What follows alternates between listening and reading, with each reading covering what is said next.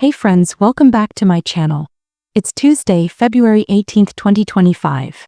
We've talked a lot on this channel about the moves to Flagstaff and Vegas, and how Kody was relocating for Robyn.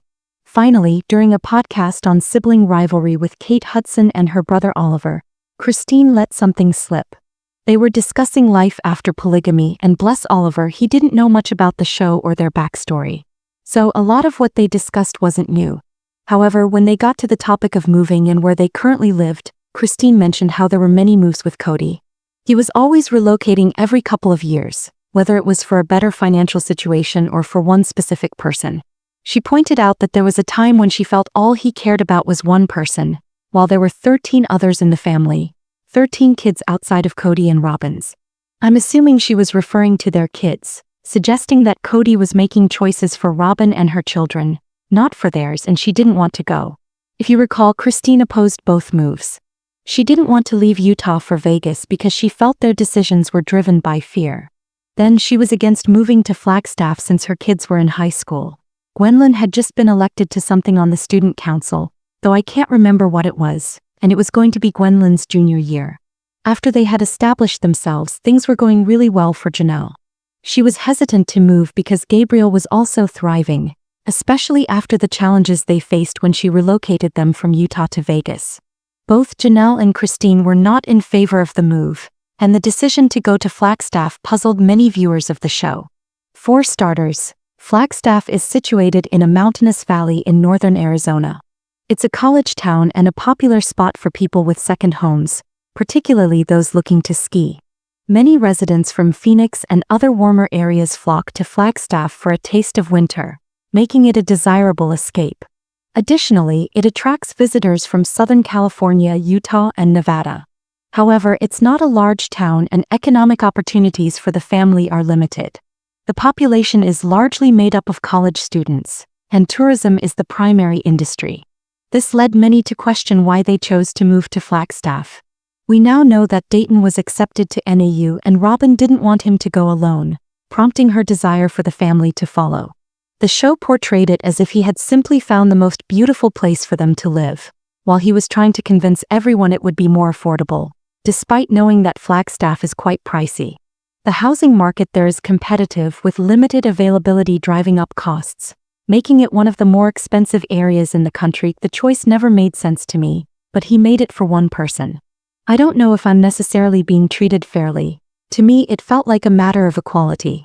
I often felt like I wasn't being treated as an individual but rather as a wife. For the last several years of being married to Kody, I sometimes felt like a second-class wife in our family, and that was incredibly frustrating. It felt like Kody was making comparisons and I couldn't be the kind of wife that Robyn was. I didn't want to conform to what he expected of me or what she did. I just wanted to be myself. There was a lot of comparing going on and I felt like there was a pedestal that I was being placed on which I didn't want. I refused to shape my life around what he wanted. I wanted to shape it around what I wanted. The conversation I had with her about feeling like a second-class wife and not being treated equally was really interesting. They discussed whether feminism can exist within polygamy and how they view themselves as feminists. Their perspective on feminism differs from what many modern feminists might say. They believe that women can be independent and act autonomously outside of men, which is true to some extent. Janelle sees herself as a feminist, even within a patriarchal structure, which seems contradictory. Meanwhile, Christine talked about how, as she learned and grew more independent outside of the family, she became unafraid to assert herself. Her voice and her opinions were often overlooked, and over time, it felt like they didn't matter. He didn't value her input and preferred that no one disagreed with him, which led her to feel unheard and unimportant within the family dynamic. She felt diminished, as if she were less than the ideal wife, who was placed on a pedestal, and everyone was expected to conform to what Kody received from Robyn and her actions. There's a lot to unpack about Robyn, as she used manipulation and unhealthy antisocial tactics to convince Kody that he was acting on his own desires. Kody was constantly trying to please Robyn, but he also had a different side where he could pressure her into doing what he wanted. Throughout the show, he often covers for her, pretending that her wishes are his own, and he has openly admitted to this. He has mentioned that he would take the blame for Robyn to shield her from criticism. If you watch the show, you see a woman who is quite cunning and manipulative, displaying narcissistic and egotistical traits, often acting in a juvenile manner and focusing solely on herself while blaming others for her issues.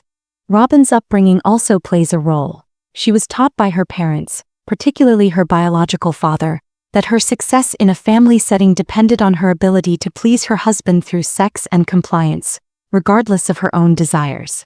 One of the most damaging things that Robert taught people, especially his daughters, was the idea that they had to engage in sex even if it wasn't enjoyable. He instilled the belief that if they enjoyed sex, it was wrong and that they should not find pleasure in it at all. Instead, they were expected to comply with whatever their husbands wanted. They were also told that to maintain a good relationship with their husbands, they needed to have sex whenever he desired, without any regard for their own feelings. They were discouraged from saying no and were expected to follow his lead. This perspective is quite troubling, as it led his daughters to believe that their worth was solely tied to their sexuality and their ability to please their husbands. They were made to think that being a good wife meant fulfilling these expectations, and that if they simply provided sex without complaint, their husbands would love them more and they would get what they wanted in return. This created a very different understanding of relationships compared to other women in the family. Another member of the church mentioned that this mindset was more prevalent in the Pinesdale community than what she had observed in Utah, noting that some girls there were almost trained to act like sex slaves for their husbands. Many of the guys were drawn to the girls from up there for various reasons, and it seems that Robyn had that same mindset. She utilized what she could to get what she wanted, and she succeeded with Kody, who was always eager for more. He even told a friend during lunch that the sex with Robyn was the best he had ever experienced and that he would do anything to have it. He was completely hooked, willing to sacrifice anything for it. Robyn was always ready to say yes, giving him what he desired in any way he wanted. She acknowledged that if you deny your husband, you might not get what you want in return. She mentioned that other wives had rejected him emotionally because it wasn't their style, but she was willing to do whatever it took.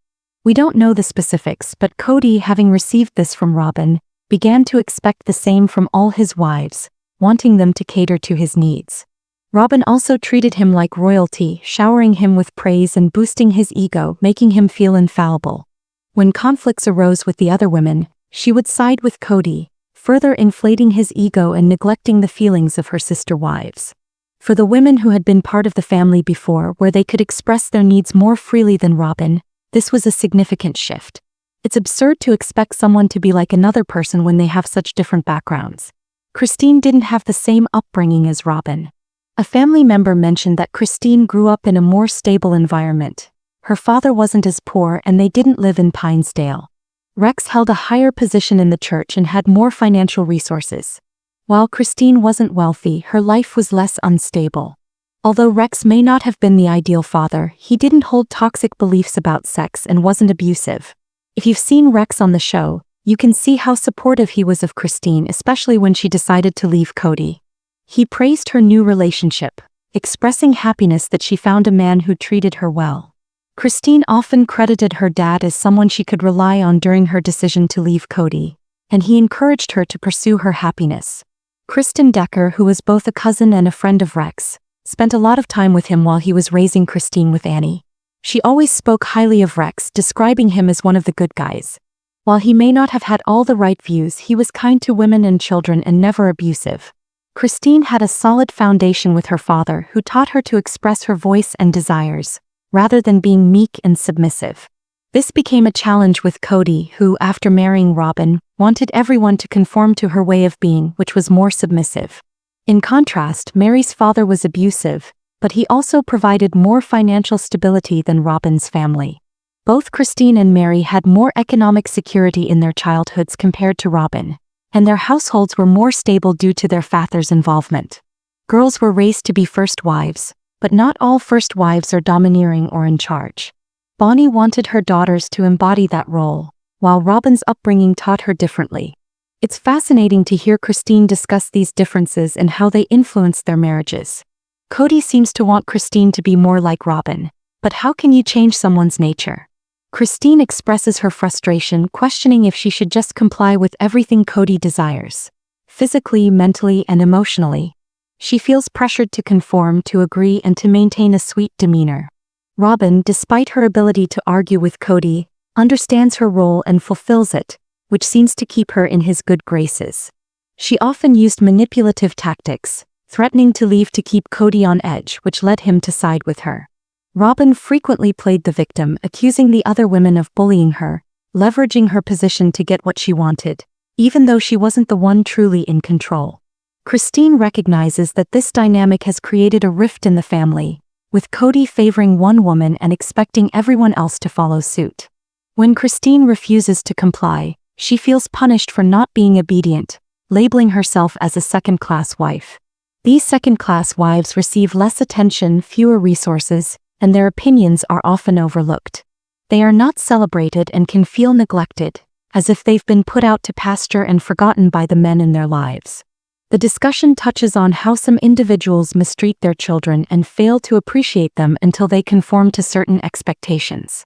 The podcast is particularly engaging as it features a conversation about faith, including the moment when she decided to remove her religious garments. She shares her beliefs about the faith and explains the rationale behind practicing polygamy. The dialogue delves deeper into the faith than other discussions, with the host asking insightful questions that shed light on this aspect. Janelle seems to be more entrenched in those beliefs, showing reluctance to separate from them, while Christine has moved on and is open about her experiences. She acknowledges that since leaving she has faced shunning from some within the community, who now view her as unsafe, while others are more accepting and willing to engage in conversation. Christine has truly experienced the dynamics of being an outsider, with some still in the cult refusing to interact with her because she is now considered an apostate, while others maintain a relationship with her. She reveals that Kody's favoritism towards Robyn has led to constant relocations for the family, emphasizing that their moves to Flagstaff and Vegas were primarily for Robyn's benefit. Christine openly admits that Kody wanted the family to emulate Robyn, which contributed to her feeling like a second-class wife. What are your thoughts? Share them in the comments below. If you're interested in the full podcast episode, I'll include a link in the description. Don't forget to give this video a thumbs up and subscribe to my channel if you haven't already, and click the bell for notifications.